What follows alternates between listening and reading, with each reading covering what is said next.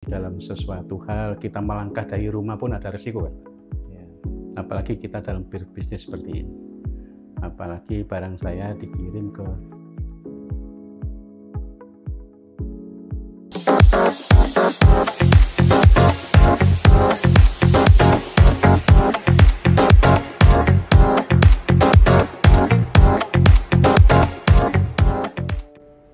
Halo calon pemimpin masa depan, selamat datang di podcast SI Indonesia.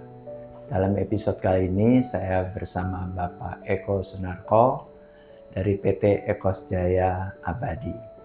Selamat siang Pak Eko. Selamat siang Pak Sam, selamat datang di Surabaya, di Sidoarjo. Terima kasih Pak atas waktunya, senang sekali bisa ketemu Pak Eko di Surabaya. Nah sebelum memulai mungkin Bapak mau menceritakan mengenai diri Bapak sendiri. Ya, terima kasih Pak Sam. Ya, saya awalnya bikin usaha ini ya mungkin nggak sengaja dulu. Jadi semua dari proses ketidaksengajaan akhirnya jadi keseriusan. Dimana waktu itu saya waktu pertama kali resign dari perusahaan yang lama, mau kerja apa nggak tahu karena faktor usia. Usia sudah segitu, mungkin waktu itu kalau saya bikin CV ke SAI mungkin ini udah tua ini. Ya alhamdulillah 25 tahun yang lalu bikin sedikit ya alhamdulillah bisa seperti ini. Dan perusahaan saya sekarang untuk di dunia makhlun khususnya di Jawa Timur sudah diperhitungkan oleh banyak customer. Iya, hebat ya Pak ya. Jadi 25 tahun yang 25 lalu, tahun. Bapak masih bingung karena kepepet, Bapak membuat perusahaan Iya. untuk khususnya untuk maklun. Ya, khususnya waktu itu sebetulnya bukan untuk maklun. Waktu itu tidak tahu maklun itu apa sih.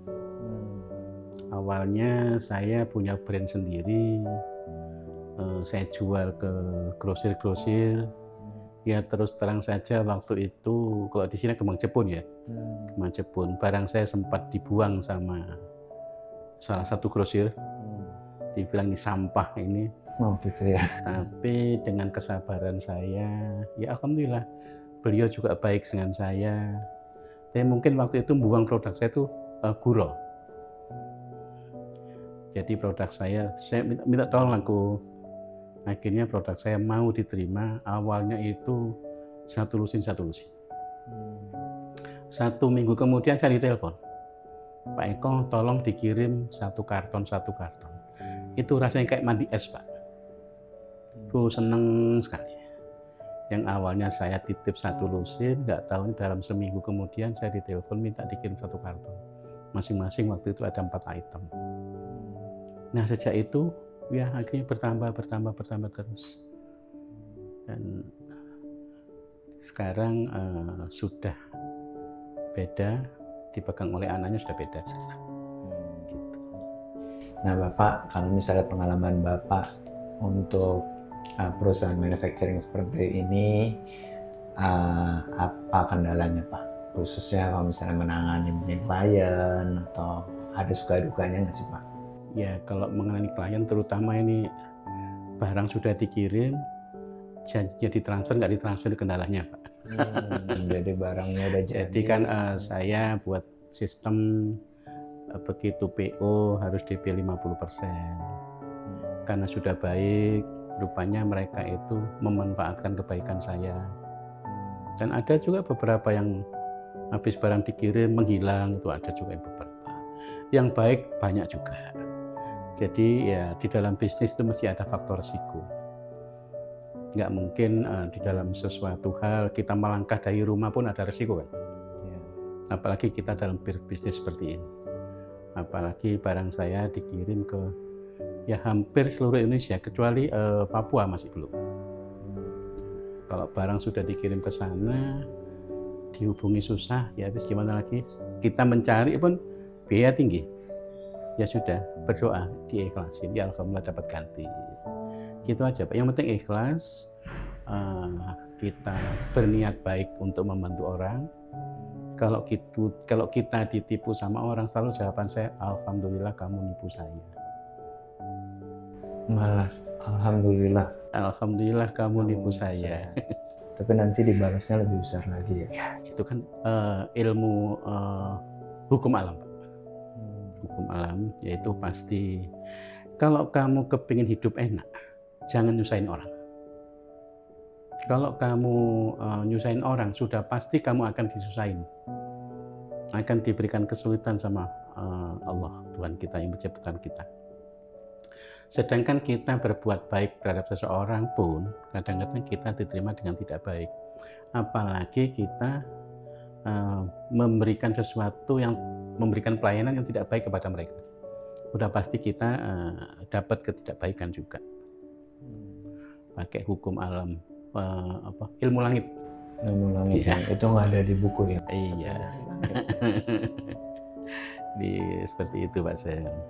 Pak Eko, setelah memiliki perusahaan manufacturing seperti ini, Bapak ada impian lainnya Pak ke depannya Pak? Kalau kemarin-kemarin saya memang impian saya luar biasa. Kalau sekarang ini mungkin karena faktor usia. Bagaimana caranya Ekos saya tetap eksis dan semakin besar itu aja.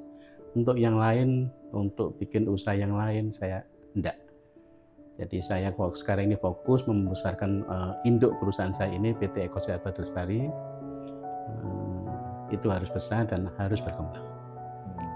Kalau saya mau usaha di bidang lain, enggak. Karena passion saya adalah di dunia consumer goods, khususnya kosmetik. Saya pernah mencoba bisnis yang lain. Alhamdulillah gagal juga. Habis lumayan banyak, hampir 40 habis saya. Itu makanya dari situ ya saya nggak mau lagi bisnis lain selain konsumer, khususnya kosmetik. Itu bidang saya.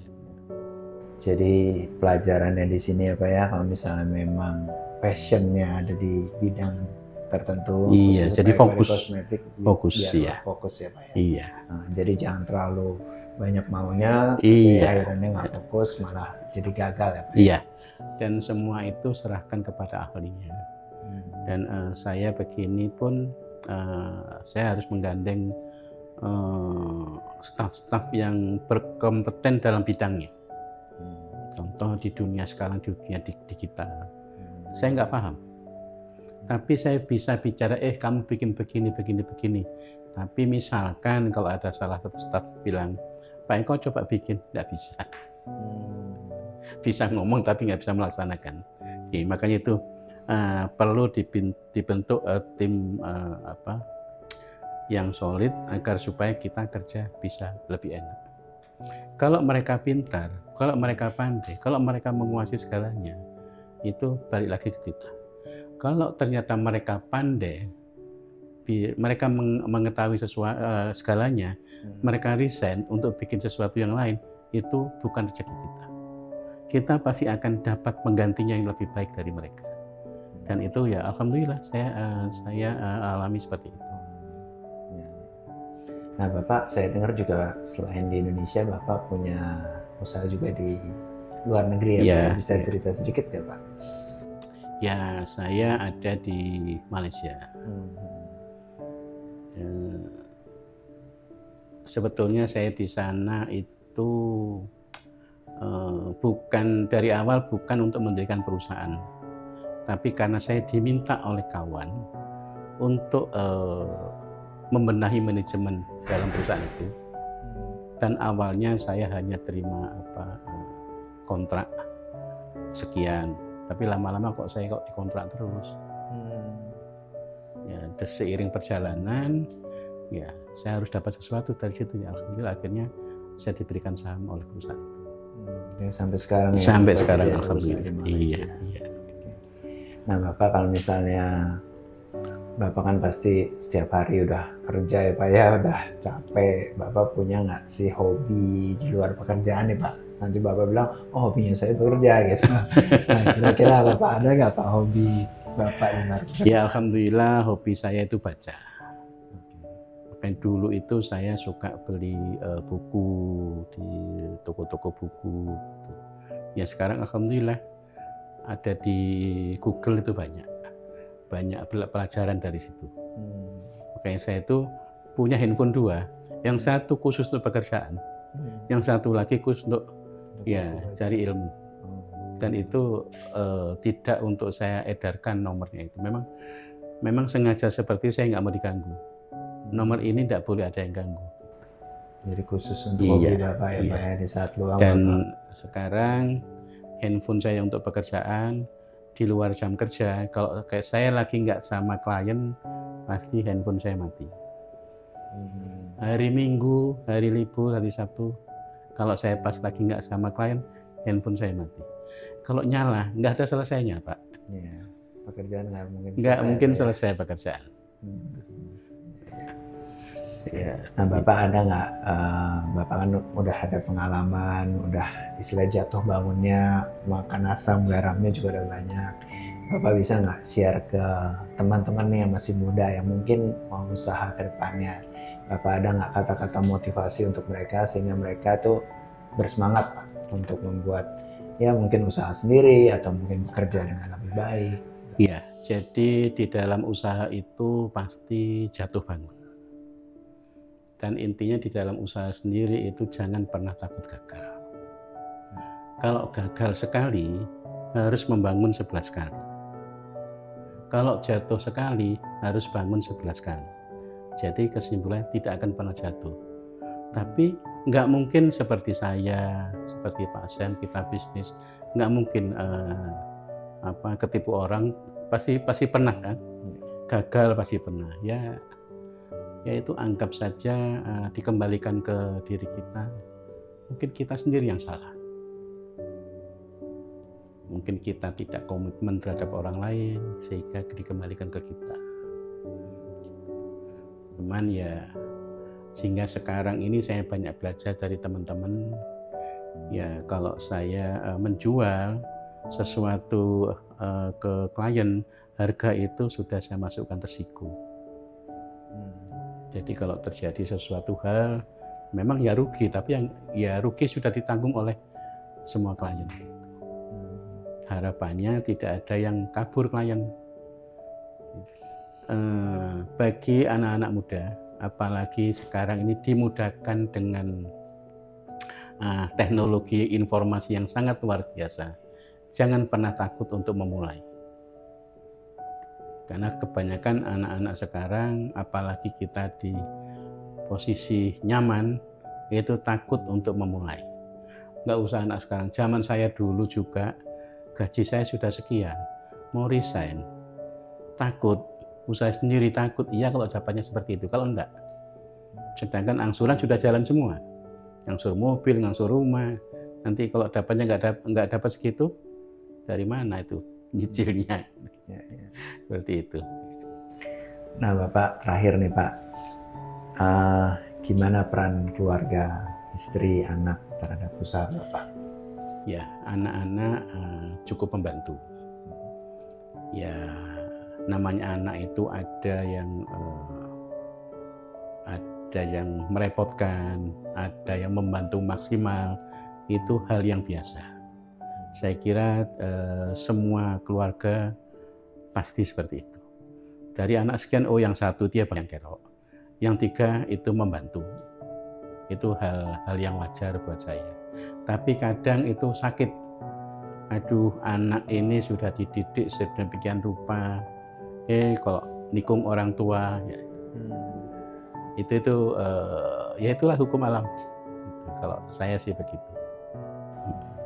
Tapi prinsipnya anak dan istri itu semua mendukung usaha Bapak ya. Semua sudah ikut serta dalam. Semua sudah ikut.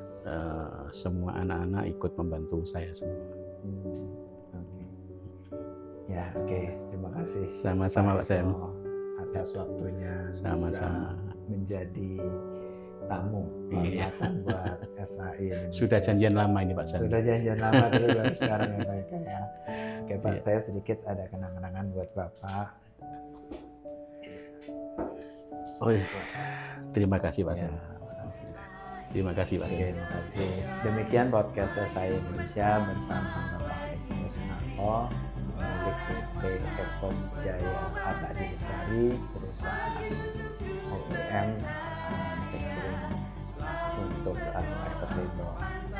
Semoga podcast kali ini juga memberikan inspirasi dan memperluas wawasan bagi calon pemimpin masa depan.